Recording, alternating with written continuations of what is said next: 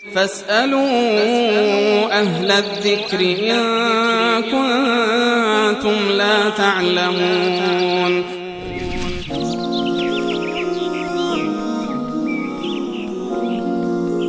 پس جناب استاد ما میتونیم یک معیاری برای خودمون قرار بدیم که شفاعت، توسل، اینا همه عبادت هست و هر عبادتی باید مطابق با آنچه که الله سبحانه و تعالی امر کرده و پیامبر صلی الله علیه و آله و سلم بیان فرمودن باشه.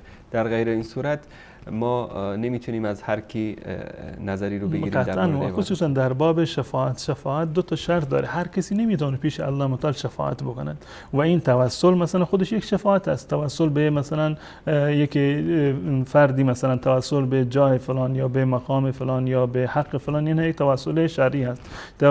به اصطلاح و این شفاعت که در واقع بگون تا زمانی که الله متعال اجازه ندهد، دو تا شرط اساسی دارد که الله متعال اولا اجازه بده به این شرط که در واقع بیاد و شفاعت بکنه. همونطوری که میگه من ذا الذی یشفع عنده الا باذنه، بدون از اجازه الله متعال کسی نمیتونه شفاعت بکنه. ولا یشفعون الا لمن ارتضى، و کسی هم نمیتونه شفاعت بکنه مگر برای کسی که الله متعال از اون به صورت راضی باشه. هم اذن لازم داره که الله متعال اجازه شفاعت بده به اون کسی که شأن شفیع قرار دادید، و هم الله متعال از اون فردی که شفاعت میخواد اون در واقع هم از اون راضی باشه. بدون اون دو شرط کسی هم نمیتونه در پیشگاه الله متعال شفاعتی رو انجام بده.